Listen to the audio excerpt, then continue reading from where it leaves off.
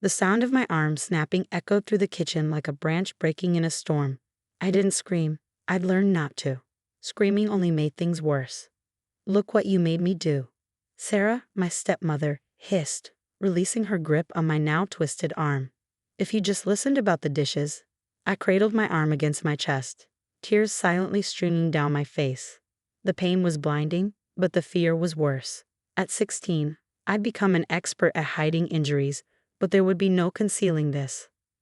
The front door opened. Dad was home early. Sarah's face instantly transformed, concern replacing rage. "Oh my God, James," she called out. "Come quick." Maddie fell while mopping the kitchen. My father rushed in, his eyes widening at the sight of my obviously broken arm. "What happened?" he demanded, looking between us. I opened my mouth, but Sarah spoke first. She was being careless with the wet floor. I told her to be careful. Her voice dripped with rehearsed worry. "It was a terrible accident." Dad knelt beside me, his face troubled. "Is that what happened, Maddie?" I looked into his eyes, searching for any sign that he might believe the truth. But I saw what I always saw, willful blindness. He'd chosen Sarah over my safety long ago. She grabbed my arm. I whispered anyway. She twisted until... "Maddie." Dad's voice sharpened. "Don't make up stories. Sarah would never hurt you on purpose." "But..." "She didn't mean it," he insisted, helping me up. "Let's get you to the emergency room." The drive was silent except for Sarah's occasional concerned murmurs and Dad's reassurances that accidents happen. I sat in the back seat, wondering how many more accidents I could survive before one proved fatal. At the hospital, Dad did the talking. My daughter fell while mopping, slipped on the wet floor. The intake nurse eyed my arm, then Sarah's perfectly manicured hands. I saw recognition flicker in her eyes before she nodded professionally. "Dr. Rivera will see you shortly." In the exam room, Dr. Rivera was different from other doctors we'd seen. She asked Sarah and Dad to wait outside, ignoring their protests. "Tell me what really happened," she said once we were alone, her dark eyes kind but intense.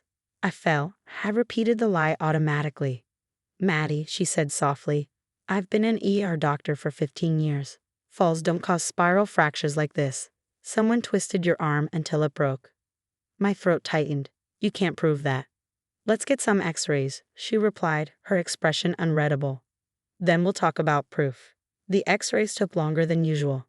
Dr. Rivera studied them with growing concern, calling in another doctor for consultation. They spoke in hushed tones, pointing at various spots on the images. When Dr. Rivera returned, her professional demeanor had hardened into something like steel. "Maddie," she began, putting up the x-rays. "Do you see these lighter lines here and here?" She pointed to several spots on the bone. "These are healed fractures, at least 4 of them, in various stages of healing. Some are only a few months old." My heart started racing. No one had ever noticed the old breaks before. "There's more," she continued. "The pattern of these breaks, they're consistent with defensive wounds. Like someone grabbing and twisting your arms repeatedly over time." Tears welled up in my eyes. "Please," I whispered, "if you say anything, she'll..." "She'll what?" Dr. Rivera asked gently. "Hurt you worse." "Maddie, she's already escalating. These breaks are getting more severe. If this continues..." She didn't finish the sentence. She didn't have to.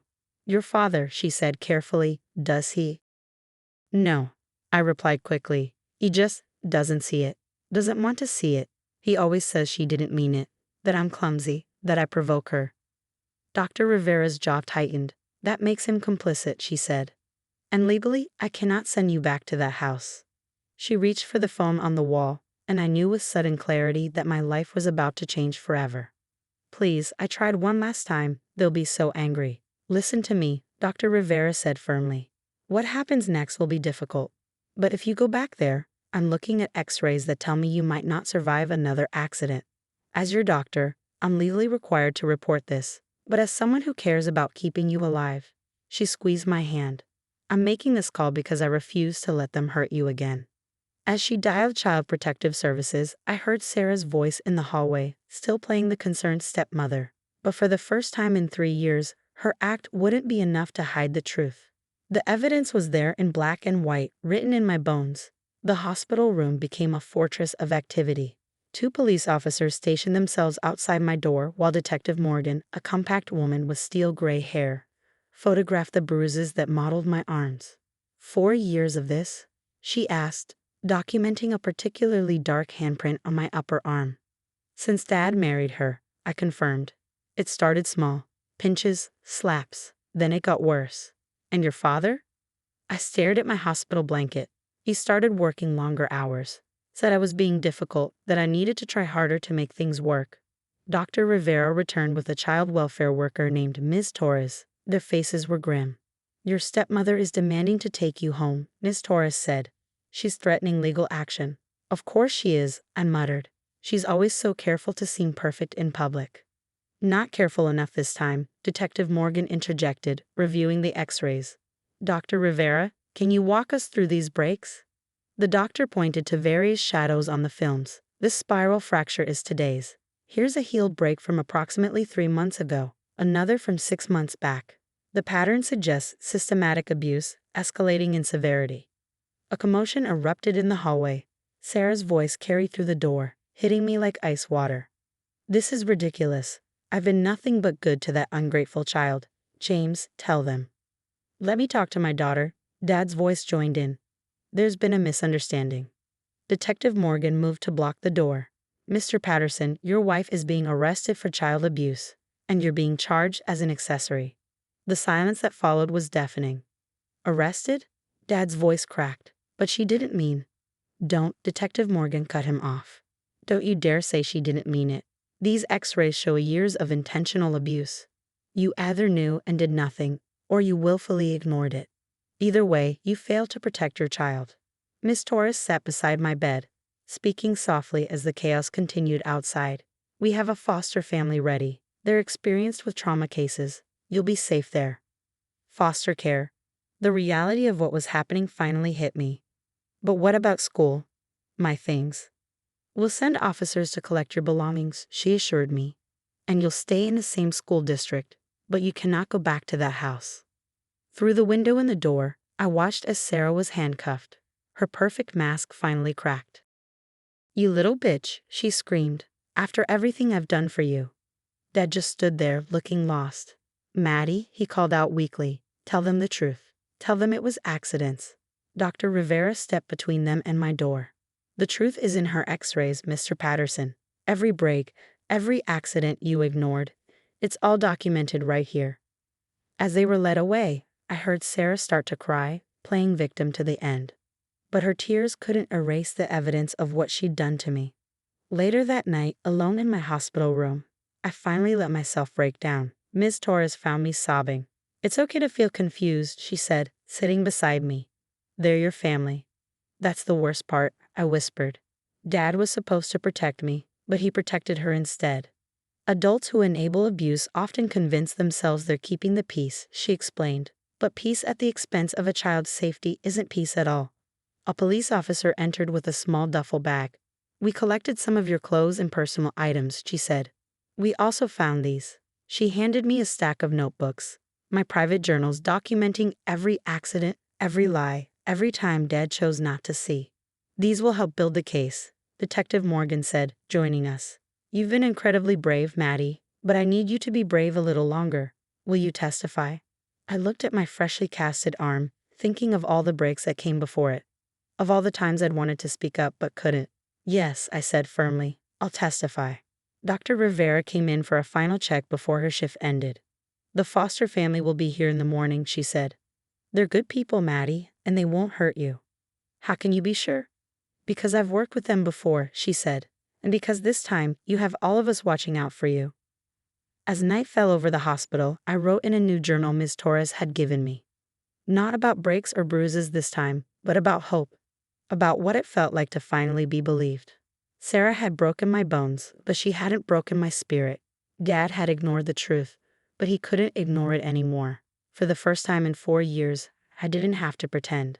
Tomorrow would bring changes, challenges, and probably more tears. But it would also bring something I'd almost forgotten existed, safety. 8 months later, I stood in the courthouse hallway, my new foster mother Karen beside me. The preliminary hearings had been brutal, but today was different. Today was about ending this chapter of my life. Remember, my victim advocate said, you only have to tell the truth. Your x-rays and journals speak volumes. Inside the courtroom, Sarah sat with her lawyer, her perfect mask now cracked and worn after months in custody. Dad sat separately with his own attorney, looking aged and defeated. Neither would meet my eyes. When I took the stand, the prosecutor guided me through my testimony methodically. I described each accident, each cover-up, each time Dad chose willful blindness over my safety. My journals provided dates, details, and patterns that couldn't be explained away. And this final incident, the prosecutor asked, "What happened?" I hadn't dried the dishes to her standards, I said, my voice steady. Sarah grabbed my arm and twisted until it broke. When Dad came home, she said I fell, like always. And your father's response? He said she didn't mean it. That's what he always said. During cross-examination, Sarah's lawyer tried to paint me as a troubled teen making false accusations, but he couldn't explain away the X-rays or the documented pattern of injuries. Dad's lawyer attempted a different approach, claiming he was also a victim of Sarah's manipulation, but the journals detailed every time he'd witnessed the aftermath of her abuse and chosen to look away. The jury deliberated for only 3 hours. Sarah was sentenced to 12 years for aggravated child abuse. Dad received 5 years for criminal negligence and child endangerment. Both were ordered to pay for my ongoing medical care and therapy. As they were led away, Dad finally looked at me. "Maddie," he called out, "I'm sorry. I should have protected you." "Yes," I replied, my voice breaking slightly. "You should have." Outside the courthouse, Karen hugged me tightly. Over the past months, she and her husband Tom had shown me what a real family looked like. No walking on eggshells, no hidden bruises, no lies about accidents. "Are you okay?" she asked. "I think I will be," I answered truthfully. Dr. Rivera was waiting by her car. She testified as an expert witness and had kept in touch throughout my recovery. "Your latest X-rays show good healing," she said. "But I'm more impressed by your emotional healing." She was right. Through therapy and the support of my foster family, I'd learned that the abuse wasn't my fault, that I deserved to feel safe in my own home. "I've been thinking," I told her. "I want to become a doctor, like you, to help other kids who can't speak up." She smiled. "I think you'd be excellent at it. You already have the most important qualification. You know how to look beyond the surface and see the truth." That evening, Karen and Tom hosted a small celebration dinner. My favorite teachers came, along with Ms. Torres, Detective Morgan, and my victim advocate. People who had believed me, fought for me, and helped me find my voice. "We have something to tell you," Karen said during dessert. "If you're interested, Tom and I would like to adopt you." I froze, my fork halfway to my mouth. "Adopt me?" "Only if you want to," Tom added quickly. "We know you're 16, and you might prefer to just stay in foster care until college. But we want you to know you have a permanent home with us, if you choose it." Tears welled up in my eyes, happy tears this time. "I'd like that," I whispered. Later in my room, my real room, not the prison it had been in Sarah's house, I wrote in my journal.